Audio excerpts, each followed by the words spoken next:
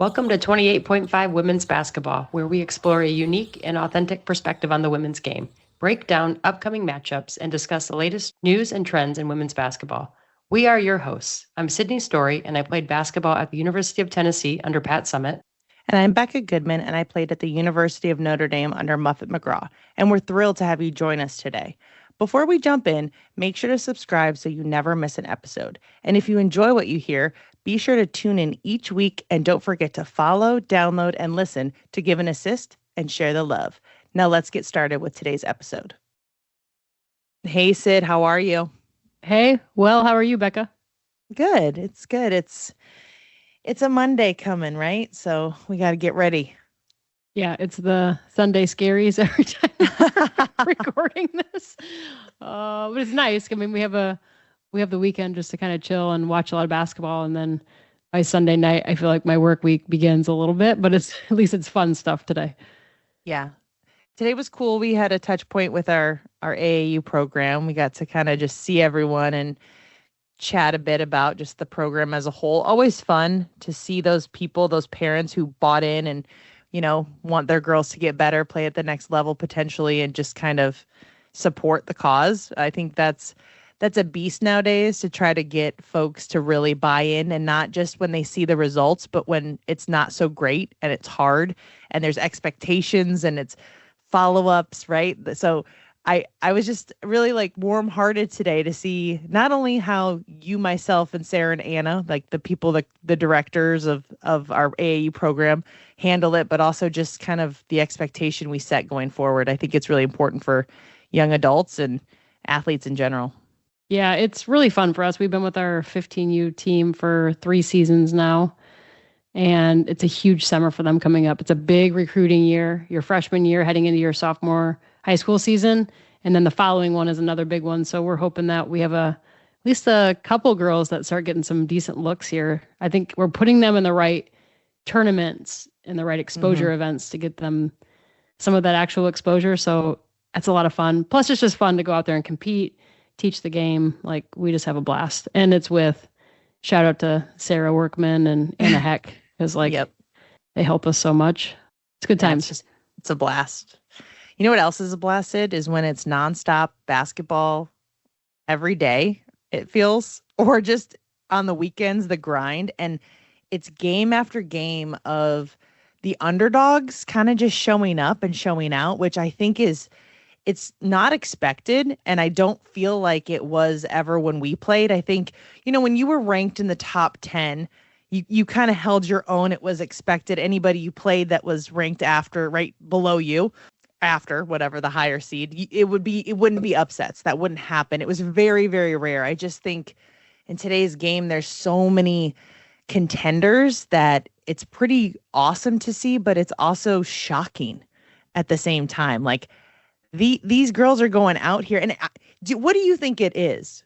It's high level, right quick. Like, do you think like there's the NIL piece playing like a huge part in girls putting more time in the gym, getting after it? Or do you just think the caliber of skill set at this time of basketball is just so great? Or do you think it's a little bit of both?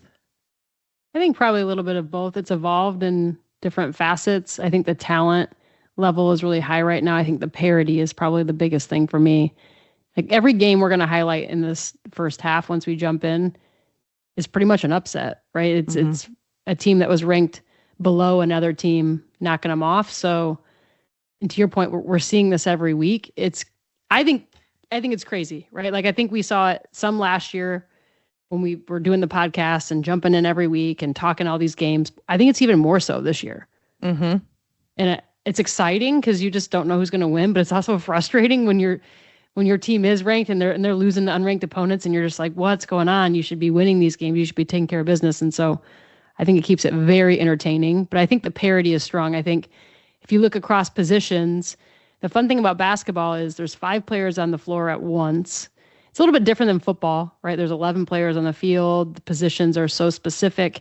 In basketball, nowadays, you've got players that 5 on the court, but that post player is now shooting the 3 ball consistently. That guard's going down there, and if the other guard's smaller than her, they're gonna post her up. I mean, there's just The they're really, versatility. yeah, the versatility and the way coaches use players, I think, has evolved so much, even from when we played.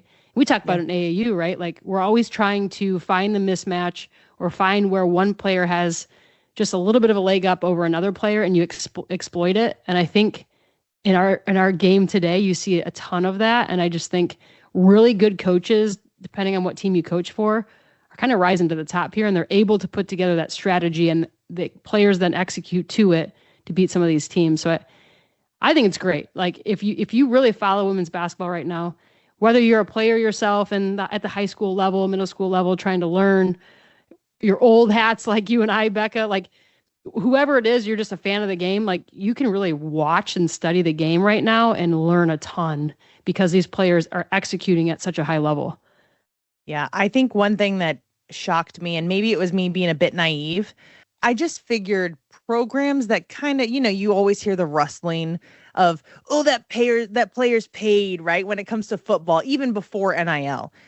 Now that NIL is here, I'm shocked at the amount, and we don't know the details of the deals, but I just feel like a lot of teams are able to pull NIL money together and keep players and make them happy and get them what they need to support their fam to kind of ball out. And then I'm also shocked at the teams and the school that kind of picks and chooses and maybe doesn't have that NIL fund. I think it's interesting to just, obviously we don't know the details of the deals, but it almost feels like you can kind of tell a little, right? Like TCU, Right. I wouldn't have thought that, not last year, maybe the year before, right? I wouldn't have thought they could go to the portal and just pick whoever, and they're making good deals with them.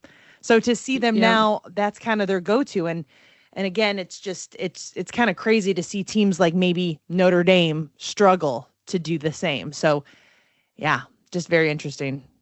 It is. We're in weird times. We are, and I love it because it just keeps it fun. It keeps you on your toes. Yeah. All right, let's jump in. We've got two halves today.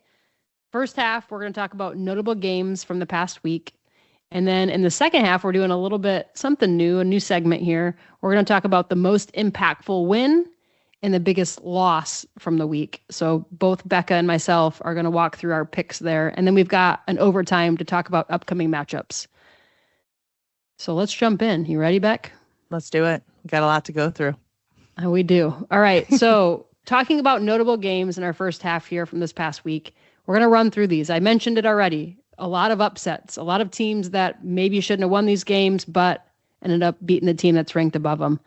On Wednesday this past week, number 25 Washington beat number 16 Maryland 83-80 in 2 overtimes.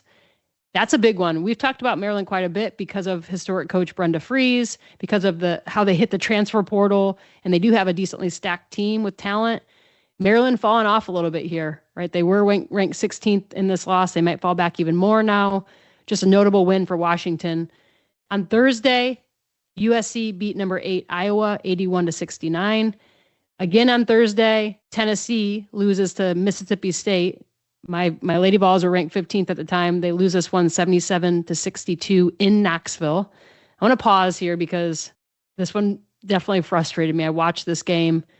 I had it circled on the calendar. I usually watch Lady Vol games, especially during SEC play. And I'm a little frustrated. I thought we should have absolutely handled business against Mississippi State. And I just think the whole game we looked flat, right? And ended up losing it pretty big. Nobody really stepped up to me. I think we have Paolo who's stepping up a little bit as a freshman, right? She's come into her own, almost playing like a sophomore now, which is great.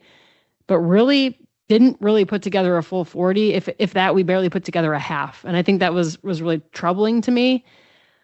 I think then you fast forward and we talk about the game on this just happened this past Sunday against UConn. So Tennessee loses to UConn 96-66.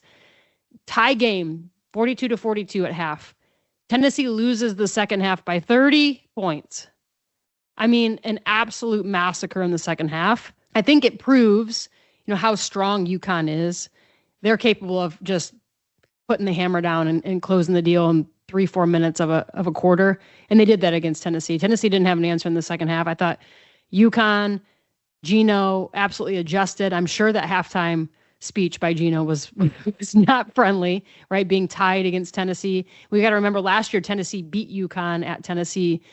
So I think For sure, Gino, for sure, the Huskies were out for blood in that second half, and they absolutely did it. This is, and I think it's noteworthy, this is the second time the Lady Vols have been beaten by 30-plus points in program history. So last time this happened was against Texas in December of 1984 by 31 points.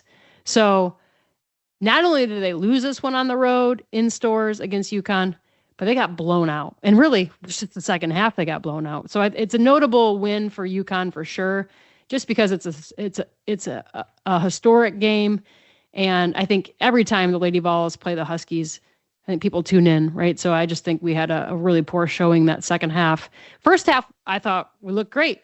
I'm like, we can hang with the number one team in the country right now, and I think that's awesome. So just a little frustrating. I mean, the last time this happened, we lost by 31, and Jody Conrad was still coaching at Texas. Shout out to her because she's an historic coach, 31 seasons at Texas there, and she amassed 783 wins. I mean, historic program. We talk about Texas a lot. Vic Schaefer, obviously, at the helm now. But, man, I just think Tennessee is a struggle bus. So it's worth calling out. You know, we lose on Thursday, turn around, play a non-conference game in UConn, lose to UConn. We're on a little bit of a hot streak there in the SEC play. Some of that could change here. We'll talk about it in a little bit, but not a good look for my Lady Vols coming off those back-to-back losses there. Thursday, the last one I want to highlight, and I'll turn it over to you, Becca. Number 24, Alabama beat number 23, Georgia, 68-53. That's a good win for Alabama. And I think Georgia is also a decent team right now in the SEC. I don't think it's a bad loss per se for Georgia, but a noteworthy SEC game right there. All right, I'm going to turn it over to you. What do you got? Yeah, we're going to start Thursday with our just following up on where in the world is Notre Dame at. Notre Dame lost. They're also unranked, but we're highlighting them for a lot of reasons. They lost to an unranked Cal, 69-80. I will just say this game, we did have better balance of scoring for Notre Dame, but it did nothing compared to Cal. I mean, their 3-point field goal percentage was 71%. From the field alone, they were 62%. And Notre Dame's fouls, the count was 25-9. You can always say there was the refs, right? Like I get that. I felt that a bit in this game with just some frustration. But if you can't put the ball in the bucket and play lockup defense and just rebound, it's going to be hard for any game. So tough loss for Notre Dame out on the road. Cal played amazing. Kudos and credit to them. They really dominated in every part of the game. Had 4 starters in double digits. And obviously Hannah Hidalgo had her 22. Ayanna Moore had 20. And Prosper had 10. Jumping over to Friday. This one, I wish I would have tuned in a bit more to this game. Number 17, Ole Miss beat number 5, Vandy. 83-75. This was Vandy's second loss.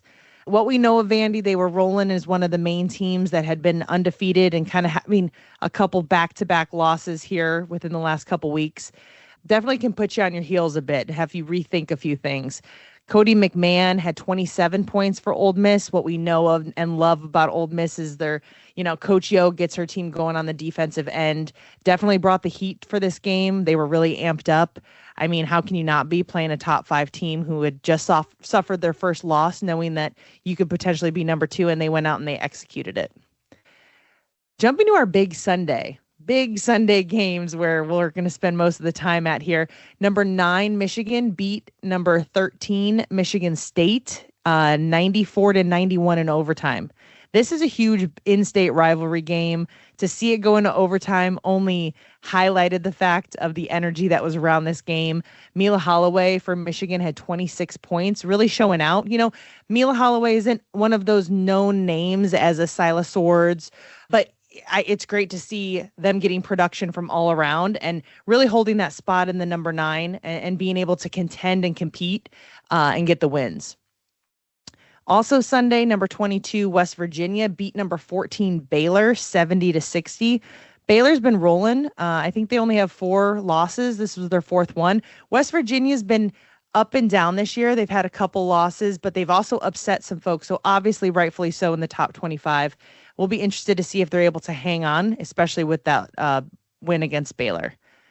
Now, this game I watched intently. This one was circled on my calendar, Sid. I was excited to see the number 21 Texas Tech play the number 12 TCU, just knowing the rivalry there, what could happen, the fact Texas Tech was, undefeated for up until last week. So I think this was a huge game for Texas Tech. And they were able to pull off the upset against a number 12 TCU, 62-60. Snudda Collins from Texas Tech had 28 points, while Olivia Miles had 15. This was only TCU's third loss of the season, so very impactful. Great to see Texas Tech kind of get a win against a top caliber team. We've questioned them and their record previously as to if they could really hold strong, and it's great to see them come out. I will say, Olivia Miles, you have to love her when she's on your team and obviously dislike her when you play against her because of her energy, her swag. It can go one of two ways. I did see frustration on her face as I saw in the Utah game when they lost on the road previously in the season. Frustration that she didn't have the ball, frustration that her teammates messed up or stepped. So that's still a piece I feel like she has a lot of growing to do when it comes to holding her emotions, because it also reflects in her play. She could go down and then turn the ball over, force a three that didn't go in. So there's just pieces. Obviously, she's an amazing player, and they'll bounce back. TCU always seems to. I just think that's a part of her game, that emotional balance that would be super beneficial for TCU going forward. Number 4, Texas beat number 10, Oklahoma, 78-70. Thought this game was going to get away from Oklahoma pretty quick. They turned it around pretty fast, thankfully, made it competitive, but the crowd was rocking at Texas and they had their balance scoring fully in swing. So to pull off the win against Oklahoma by 8 was absolutely a good win. I almost was very excited for Oklahoma. I thought they were going to chip away and make this more of a competitive game, but Texas comfortably had the lead. And our last game for Sunday is number 6 LSU beat number 23 Alabama, 103-63. I did not tune into this game, but I do just want to highlight, when we talk about numbers and we talk about points per game, there is a huge difference in the caliber of play from, I'd say, the number 1 through 7 and then 8 and after. LSU, we know they like to put up 100 plus. That's kind of their go-to. But you'll see soon here, Sid's going to talk a little bit about UCLA. They're also just as dominant. South Carolina's in there. UConn's in there with their win against Tennessee. So it's a different caliber, those top 4 to 6 teams compared to everybody else in the top 25. So those were our notable games from this past week. All right, let's do this. Second half already. So kind of a new segment here. We're excited about it. We're going to talk about the most impactful win from the past week and the biggest loss from the past week. So I've got my picks. Becca's got her picks. I'm going to jump in with my most impactful win. I'm going to go with the IU Hoosiers. Oh, Hoosiers. Hoosiers, because we have not been able to talk about them a ton on here because they are not good this year. But, but an impactful win because they had a winless, did not win a game in January. We got to remember, IU was real relevant a couple seasons ago, like good. And they are just not good right now, right? So they don't win a game in January. They did pick up their first Big Ten win against Northwestern on Sunday, 89-75. So they are now 1-10 in Big Ten play. Go Hoosiers. Go Hoosiers. Love it.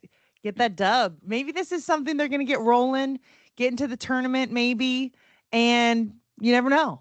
You never know. Could turn the whole season around. So shout out to the Hoosiers for getting their first Big Ten win. My biggest loss, I'm going to go with, at the time, number 8 Iowa losing to USC.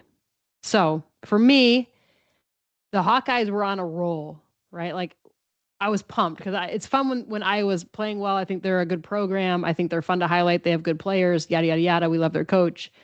So they lost this one out at USC. It snaps the Hawkeyes' 8-game winning streak and hands them their first Big Ten loss of the season in this one against USC. I think that's very noteworthy, right? Like they had been rolling in Big Ten play so far. Then I want to talk about how you got to hit the road and go out there and play USC. They're going to schedule UCLA right after it, right? While you're out there on that trip, you might as well knock out both of them. and they lose both of them, right? So to me, they probably were going to lose the UCLA one. I mean, just on paper, UCLA is that good right now. So you got to win that USC one. To me, that's like you have to win that one. And I just think they looked flat. Like, and I get it. It's tough going out there, but you got to win it. So it's a big impactful loss, I think, for me, because now they get handed back-to-back losses there. Highlights for the game, though, Jazzy Davidson for USC had 21 points and 8 assists. We've been watching her. She's a highly touted freshman that plays for USC. Good to see her step up, having a big game there. London Jones had 17 points for USC. So we saw some of those staple players. Obviously not the Juju Watkins of the world since she's out this year, but we saw some of those support players. And I probably shouldn't call Jazzy Davidson a support player, but she probably will be next to Juju Watkins. Yeah. Yep. Unless both of them are going to be the dual tandem. That's going to be fun to watch if possible. And the new number one recruit coming in for next year too. Yeah. So that'll be the trifecta of ones. It's going to be wild to watch them play. Hopefully Juju's healthy and ready to roll. I do want to shout out Journey Houston. She had 16 points and 8 boards for the Hawkeyes, which is pretty cool. She comes off the bench for them. I mean, it just shows Iowa has a well-rounded team. They've got a lot of girls that show up and play for one another. You got to beat USC. I don't think we have not been impressed with USC this year. I just thought it was a bad loss. So that's my biggest loss, my most impactful loss for this past week. All right, I'm turned over to you, Beck. Let's go. Okay. So as you said, the biggest winner and the biggest loser, like the games, I took it as a game, but also a team. And you'll see why. So the biggest winner from this week, and I'm going to call the game as my Kansas State beating Arizona State 74-67. And you're going to say, Becca, what? Like 2 unranked teams? What is this about? I get it. Don't be fooled by their record either, coming in at 12-11. They're 5-5 in conference, and they've provided some big upsets this year. One, they were the first team to upset Texas Tech by beating them 65-59. Then they beat Arizona State today. That was 18-4 coming into the game. All losses for Arizona State have been in conference play. I think that's wild. That just goes to show you how hard conference play is. But props to Kansas State for getting better and not being intimidated by who they're playing and what rank they are, because technically one ranked team in Texas Tech, but Arizona State and Texas Tech, we talked about their undefeated records. They had a good thing rolling for a while. Obviously, Arizona State's kind of run into conference play, and that's been tough. But I want to throw it back to when they also beat Ole Miss, a ranked Ole Miss back in December when Ole Miss was 13. They beat them by 1. Kansas State doesn't care who it is. They're going to roll the ball up, check it, and play. I just highlight and shout out to Kansas State for 3 really good upsets, I feel, to leave and make a mark. I just hope they get some more wins against some other teams. Yeah, they might be showing up for some of these big games. They might do well in March Madness. I think they're definitely a sleeper and somebody that could just be on upset alert. Like, watch whoever they're playing, because Kansas State plays really good. I'm going to keep watching Kansas State to see how they do. Yeah, that's interesting. That's good for them too. You like to see teams that are beating some folks that maybe shouldn't beat. So that's fun. Yeah. So then I'm going to jump to the biggest loss of the week. I'm sure you're not shocked, but Tennessee just struggled. Obviously losing to the number 1 team by 30. I guess that's not that bad. I know you're mad and I get that, but like UConn's so good. They are good. It was close at halftime and we were like really excited, and then it kind of got out of hand, right? But I think the thing that scares me the most about Tennessee is earlier in the week, they lost to an unranked Mississippi State by 15. So 2 different types of extremes here. The number 1 team by 30 and an unranked team by 15. And it's kind of scary when you're getting into February, the hardest part of their schedule, that these teams are just going to keep showing up. They either have to, in my dad's words, like shit or get off the pot, decide who you want to be and like show up and compete and get some good wins. Or I think it could be a rough February, therefore an even rougher seeding for March. Yeah, the Lady Vols, we're going to play Georgia this week. We're going to play South Carolina this week. We still have Oklahoma. We still have LSU. I mean, Yeah. we got some big dogs coming up. I forget, have we even played Texas yet? Like it's unreal Yeah, who we have no. left. So, And it's weird Yeah. because they have the pieces there to be good, to be consistent. And it's like, maybe it's mindset, maybe it's who knows what it is, right? But it's just you can tell they are not consistent, and it's kind of frustrating because you want them to be. Who doesn't want them to be? They have a roster where they can just go 5-5 and 5-5, and maybe that's more of a problem too. I don't know. I'm just yeah, the style just isn't there this year. Like last year, I thought it jived a little bit more. We had people like Tess Darby who were straight up 3-point shooters that got to shoot the ball as much as they wanted in the game, right? And it paid off in different ways. This year, I don't like who's our best 3-point shooter. I don't really know. Like we're trying to make sure that we shoot as many threes as we can, but we don't have like pure 3-point shooters. Like I just don't feel like we're really causing as many turnovers in our press that we did last year. It just feels like we're not really playing that style anymore. I think other coaches they saw a whole season of it, and I think they're coming out with a strategy and they're combating it just through pure scout. And I think that poses a problem also. So I don't know. I think, as we mentioned, the gauntlet of the SEC is about to turn for Tennessee, and we're certainly not going to be winning as many as we did if we play like we did the past week. So that's just reality.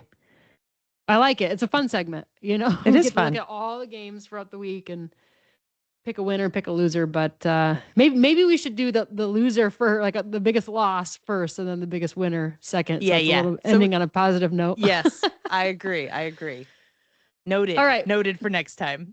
Yeah, but great picks. I totally agree, and kind of fun. We picked different teams also. That's also fun. Yep.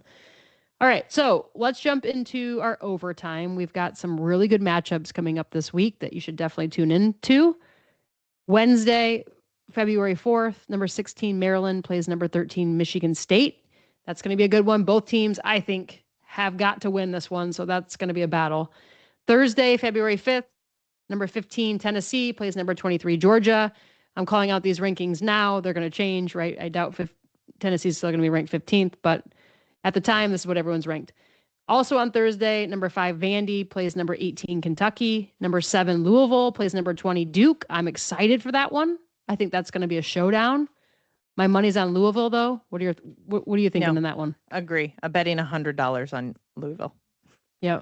We could see if Kara puts together some type of strategy and folks like Toby Fournier and some of their big dogs step up for Duke, but I think Louisville's rolling lately. Agree. So, they just have a ton of weapons who are really confident. yeah. Yep. All right. Number 6 LSU plays Texas. So That'll be a good one. 4th at the time. That's going to be a dogfight. Yeah. Who are you taking in that one? I'm going to roll with Texas. I tend to stick with them. It's maybe because I'm not a huge fan of LSU, but I like the style of play that Texas has. I like the fact that their schedule's been packed and loaded. They've been tested, and every game kind of just makes them better. LSU has a lot to prove this game, I think. They've been on the outsides of the top 5, so I feel like an upset here could make them move in. And I think it would be really important for just overall confidence and overall play for them going forward. Yeah, I like the discipline of Texas. I think that's what sets them apart from LSU right now. So I'm going with Texas on that one also. I just think they play such a well-rounded game. And Rory Harmon's rolling right now. We know Booker's rolling. Like, Texas is the real deal. I'm with Texas also on that one. Number 11, Ohio State plays number 25, Washington. Ohio State's slowly been climbing those rankings there. They've been playing well also. I think that they kind of were a sleeper team as well, right? They were ranked and kind of fell out and like quietly have come back in. I mean, to be ranked in the top 15, I think that's a pretty impressive thing. I agree. And we kind of maybe, I don't know, set them aside when Cody McMahon transferred last year. I didn't really think much about Ohio State. And I just think Kevin McGuff, he's a good coach. I think he's got his team playing well right now. So we'll see how they trend the rest of the Big Ten play. Number 17, Ole Miss plays number 24, Alabama. all of those games happening on Thursday. So a ton of great matchups on Thursday. I'll let you walk through the couple Sunday ones back. You take them.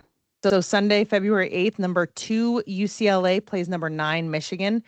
As we mentioned, Michigan has been rolling kind of in the top 10 there. I think UCLA will pretty much dominate this game. I just think they have a different presence inside. I think guard for guard they match up nicely, but Lauren Betts inside might be a bit of a struggle for Michigan. Who you got in this one, Sid? I'm going with UCLA. I agree. Lauren Betts is a huge matchup problem, I think, for Michigan down low. That's it. Period. All right. And our last one for Sunday is number 15 at the time, Tennessee, playing number 3, South Carolina. This could be a bounce back game for Tennessee. They could get rolling. They could get feeding and fueling the fire. You never know. Yeah. But I'm going to go with South Carolina and the win. I unfortunately will go South Carolina also, which is always hard for me to pick against my Lady Vols. I just don't think we have the depth.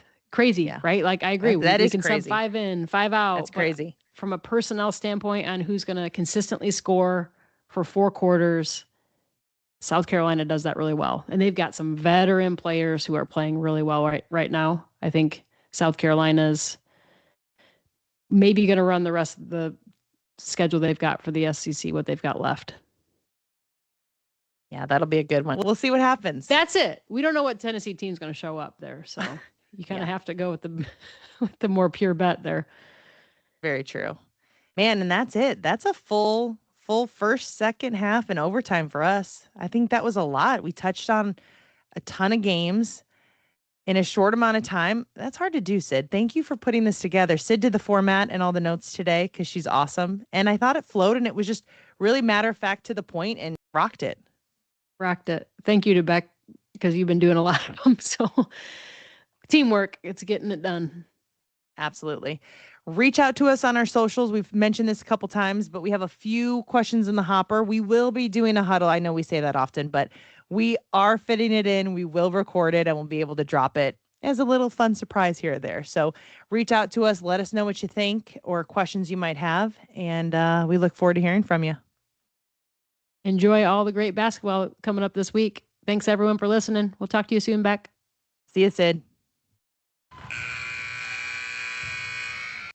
That's the 28.5 final buzzer for today's episode. Don't forget to hit follow and download on your preferred podcast platform to catch every play-by-play. New episodes drop each week throughout the season. If you've enjoyed our courtside chat, drop us a review or follow us on our social media accounts where you can send us questions that may be selected for our Team Huddle Q&A episodes. And remember, from females who have played the game, the size of the ball matters.